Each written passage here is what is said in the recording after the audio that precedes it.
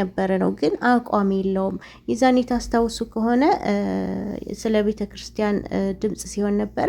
በማግስቱ ግን ጥፋተኞቹ ቄሶቹ ናቸው ብሎ አብይን ሲደግፍ ነበር ማለት ነው።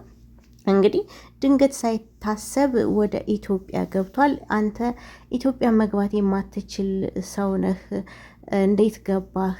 ከአብይ ጋር ወይም ከመንግስቱ ጋር ግንኙነት አለው እየተባለ እንግዲህ ያው ሚዲያው ላይ በጣም እየተናፈሰ ይገኛል።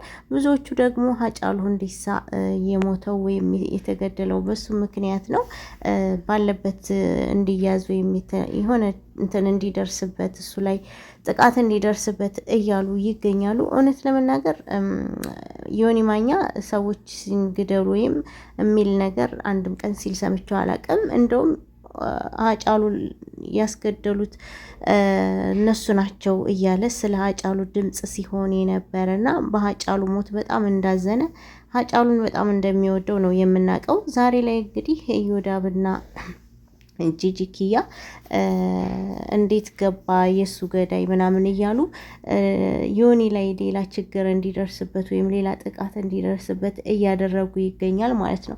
እዚህ ጋራ ዮኒ ማኛ የሚዲያ ሰው ነው፣ በሚዲያው የፈለገውን ሲናገር ከርሟል። ነገር ግን ኢትዮጵያ ውስጥ ስንት ሰዎች ሲገድሉ፣ ስንት ሲያፈናቅሉ፣ እነዛ እንኳን በነጻነት ሀገራቸው ላይ እየኖሩ ነው ያሉት። ዮኒ እንደ ማንኛውም የሶሻል ሚዲያ ሰው አቋም የለውም።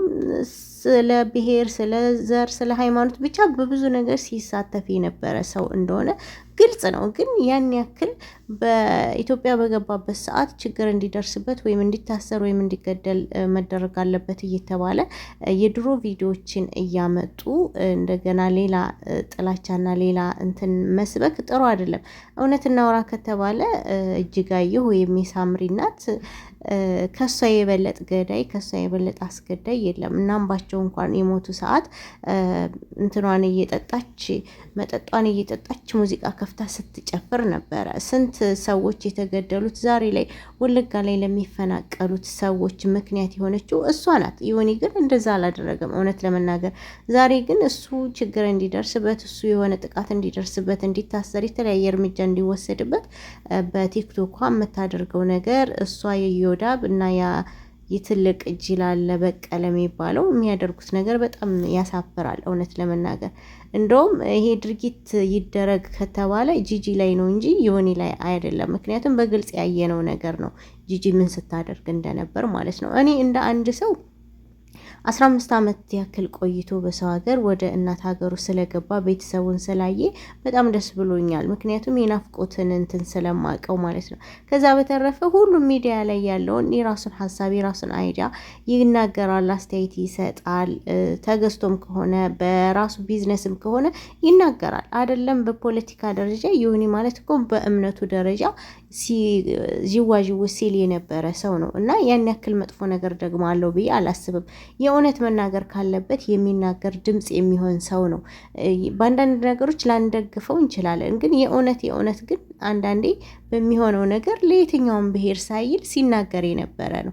ይሄ ሰው ታዲያ ዛሬ በ15 ዓመቱ ኢትዮጵያ ገብቶ እርምጃ ይወሰድበት ይታሰር ብሎ ማለት ሼም ነው ብዬ ነው የማስበው። ምክንያቱም ስንት ገዳይ ስንት አረመኔ ጨካኝ ባለበት ሀገር እዚህ ጋ ሚዲያ ላይ ድምጽ ስለሆነ ብቻ ወጥቶ እንዲህ ማለቱ ተገቢ ነው ብዬ አላስብም፣ ማቀሳሰሩ ማለት ነው። እና ለማንኛውም በዚህ አጋጣሚ ዮኒ ማኛ ራስክን መጠበቅ እንዳለብህ ነው የሚሰማኝ። ምክንያቱም የሚፈጠረው አይታወቅም።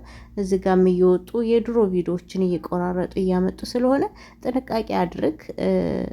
እውነት ለመናገር ስንት ብዙ ነገር ያደረገ ሰዎች አሉ። እነሱ እንኳን ይሄ ነገር ሳይደርስባቸው እሱ ላይ እንዲህ ለማድረስ መሞከራችሁ በጣም ያሳፍራል። እውነት በጣም ከባድ ነው። ዋናው ነገር ሀገሩ ገብቶ እናቱን ቤተሰቡን በማየቱ እኔ በጣም ደስተኛ ነኝ። ብዙዎቹ ደግሞ የቤተ ክርስቲያኑን ጉዳይ ራሱ ችላ ያለው ከመንግስት ጋር የራሱ ግንኙነት ስላለው ነው። ድንገትም ወደ ሀገር የገባው ሀገር ገብቶም ምንድነው ስሙ በአየር መንገዱ ሲገባ እንዴት መንግስት ዝም አለው? መንግስት ጋር ግንኙነት አለው ምናምን ይላሉ። እንግዲህ ሁሉም የራሱ እንትን ነው። ለምን አስፈለገ ኢትዮጵያ መሄዱ ምናምን ይላሉ። ኢትዮጵያ ሀገሩ ናት፣ እንደኔ እንደናንተ እንደሌሎቹ ማለት ነው። እና ኢትዮጵያ ሀገርህ ለምን ሄድክ አይባልም። አብይ እንዴት አስገባው? አብይ እንዴት ዝም አለው? በኤርፖርት አይደል እንዴ የገባው? በየት ነው የገባው? በባህር ነው በየት ነው የሚሉም የሚያሾፉም ሰዎች አሉ።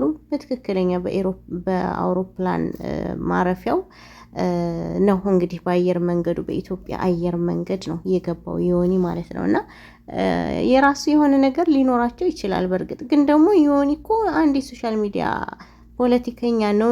የአንድ የሶሻል ሚዲያ እንትን ነው እንጂ ፖለቲከኛም አይደለም። እንደገና የዚህ ብሔር ተወካይ ነኝ የዚህ ብሔር ደጋፊ ነኝ አይልም። ሁሉንም ላለው ችግር ኢትዮጵያ ውስጥ ላለው ችግር ነው ሲናገር የነበረው።